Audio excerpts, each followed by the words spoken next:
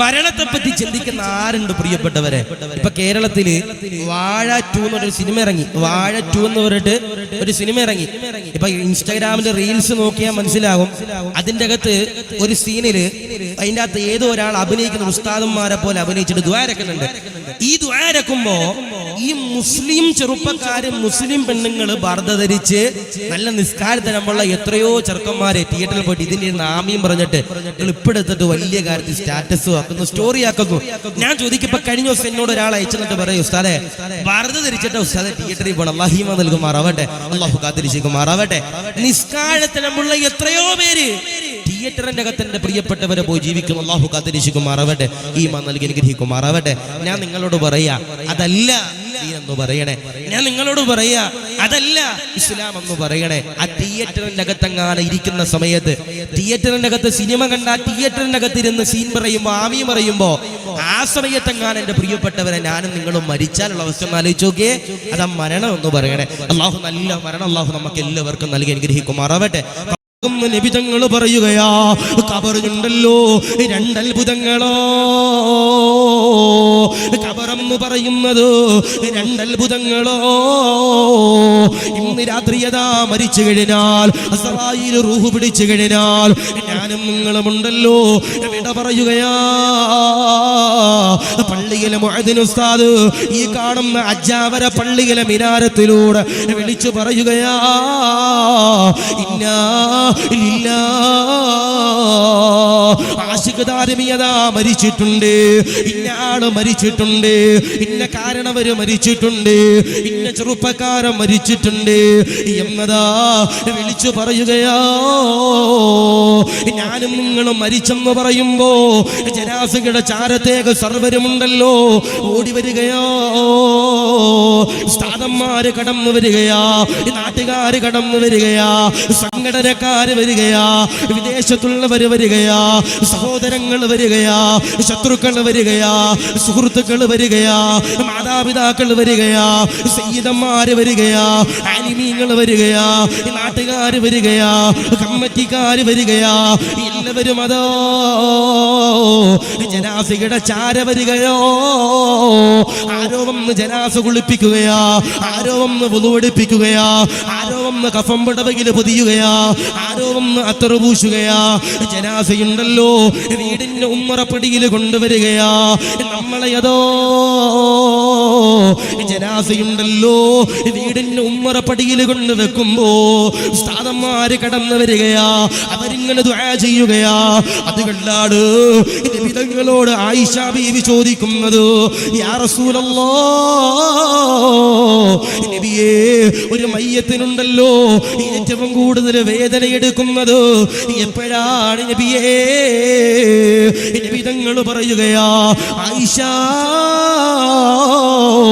ഒരു മയ്യത്തിന് വേദന എടുക്കുന്ന ഏറ്റവും വലിയ സമയമുണ്ടല്ലോ, അതേതെന്നറിയോ ആയിഷ? ഒരു മയ്യത്തിനെ അതോ വീടിന്റെ ഉമ്മറപ്പടിയിലൂടെ അജാവര പള്ളിയിലേക്ക് കൊണ്ടുവരുമ്പോ ഒരു മയ്യത്തിനും അതോ താങ്ങാൻ കഴിയൂലോ. നമ്മുടെ ജനാസയുണ്ടല്ലോ പള്ളിയിലേക്ക് കൊണ്ടുവരികയാ. ഇന്ന് വരെ പള്ളിയിൽ പോകാത്തവരെ, ഇന്ന് വരെ പള്ളിയിൽ കയറാത്തവരെ നമ്മുടെ ജനാസയുണ്ടല്ലോ പള്ളിയിലേക്ക് കൊണ്ടുവരികയാ.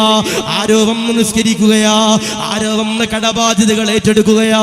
അവിടെ നിന്നതാ പള്ളിക്കാട്ടിലേക്ക് ജനാസയുണ്ടല്ലോ കൊണ്ടുപോവുകയോ. അതുകൊണ്ടാണ് തെരുവ ഉസ്താദ് പറഞ്ഞത്, ഖബറെന്നു കേട്ടാൽ തൽക്ഷണം ഞെട്ടേണ്ടതാ, കണ്ടാലുടൻ വാ വിട്ടു നീ കരയേണ്ടതാ. മേടയ്ക്കു പകരോ മളമാ സുബ്ഹാന റബ്ബി അതിൽ കിടക്കേണ്ടതാ നസുമാന. ഖബറെന്ന് പറയുമ്പോ, ഖബറെന്ന് കേൾക്കുമ്പോ, ഖബറിന്റെ ഞെരുക്കം കാണുമ്പോ, ഖബറിന്റെ വീഡിയോ കാണുമ്പോ, ഖബറിന്റെ ഫോട്ടോ കാണുമ്പോ അറിയാതെ കരയണം. അപ്പോ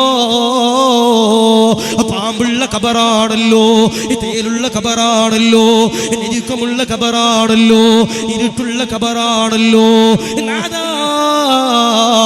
ഖബറിലേക്ക് അതാ ഇറക്കി വെക്കുകയാ, മൂടുപലക വെക്കുകയാ, മണ്ണിങ്ങനെ വാരിയിടുകയാ, ചെടികളെ നടുകയാ, വെള്ളം ഒഴിക്കുകയാ, തൽക്കീന് ചൊല്ലുകയാ, തസ്ബീഹ് ചൊല്ലുകയാ, ഖുർആൻ ഓതുകയാ, ദുആ ചെയ്യുകയാ. എല്ലാവരും കരയുകയാ, എല്ലാവരും പിരിയുകയോ. എല്ലാവരും പിരിഞ്ഞു കഴിയുമ്പോ ഖബറിന്റെ അകത്തുള്ള രണ്ട് അത്ഭുതങ്ങളോ നബി തങ്ങൾ പറയുകയോ, ഒരുപാട് അത്ഭുതങ്ങളുണ്ടല്ലോ ഈ ഖബറിനുണ്ട് സഹാബാ.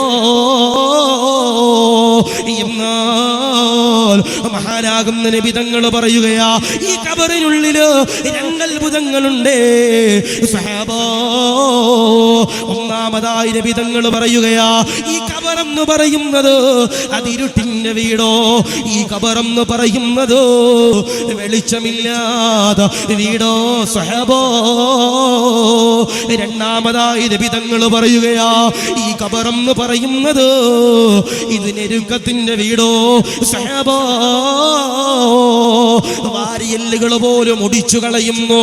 എന്റെ പെങ്ങളെ പർദ്ദ ധരിച്ചുകൊണ്ട് തിയേറ്ററിൽ സിനിമ കാണാൻ പോയ സുബ്ഹാനല്ലാഹ് പ്രിയമുള്ള പെങ്ങന്മാരോട് പറയുകയാ, പർദ്ദ ധരിച്ചുകൊണ്ട് ഗാനമേളയ്ക്ക് പോയവരോട് പറയുകയാ, പർദ്ദ ധരിച്ചുകൊണ്ട് ഡാൻസ് കളിച്ചവരോട് പറയുകയാ, പർദ്ദ ധരിച്ചുകൊണ്ട് തെമ്മാടിത്തരങ്ങൾ കാണിച്ചവരോട് പറയുകയാ, പർദ്ദ ധരിച്ചുകൊണ്ട് കാമുകന്റെ ബൈക്കിന്റെ പിന്നാലെ പോയവരോട് പറയുകയാ, പർദ്ദ ധരിച്ചുകൊണ്ട് ഭർത്താവിനെ പറ്റിച്ചവരോട് പറയുകയാ, പർദ്ദ ധരിച്ചുകൊണ്ട് തിന്മകൾ ചെയ്തവരോട് പറയുകയാ, മോളെ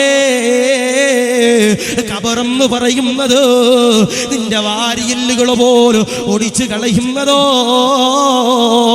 അൽ ഖബറു അവ്വലു മൻസിലിൻ മനാസിലിൽ ആഖിറ. നബി തങ്ങൾ പറയുകയാ, ഖബറോ ആഖിറത്തിലേക്കുള്ള ആദ്യത്തെ വീടെന്ന് നബിയുനാ മുഹമ്മദ് മുസ്തഫ സല്ലല്ലാഹു അലൈഹി വസല്ലം.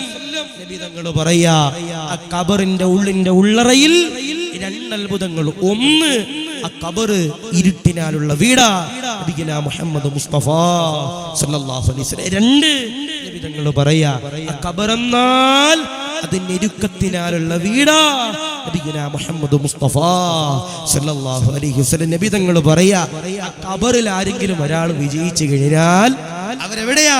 സ്വർഗത്തിലാ. അവര് പരലോകത്ത് വിജയിച്ചവരാ. ഖബറിൽ ആരെങ്കിലും ഒരാൾ പരാജയപ്പെട്ടാൽ അവരെവിടാ? പരലോകത്ത് പരാജയപ്പെട്ടവരാ, അവരെ നരകത്തിലാ. നബിയുനാ മുഹമ്മദ് മുസ്തഫ സല്ലല്ലാഹു അലൈഹി വസല്ലം. നബി തങ്ങളോട് സഹാബിമാര് ചോദിക്കാൻ, നബിയേ ആ ഖബറിൽ രക്ഷപ്പെടാനുള്ള എന്തെങ്കിലും മാർഗമുണ്ടോ നബിയേ? നബി തങ്ങൾ പറയാ, സഹാബ 5 വഖത്ത് കൃത്യമായി നിസ്കരിക്കണവരാരാ? അവർ അൽഹംദുലില്ലാ ഖബറിൽ വിജയിക്കുമെന്ന് നബിയുനാ മുഹമ്മദ് മുസ്തഫ സല്ലല്ലാഹു അലൈഹി വസല്ലം. അല്ലാഹുവേ, ഞങ്ങളുടെ നിസ്കാരങ്ങൾ കൃത്യമായി നിസ്കരിക്കാൻ ഞങ്ങൾക്ക് നീ തൗഫീഖ് നൽകണേ അല്ലാഹ്, കബൂലാക്കണേ അല്ലാഹ്.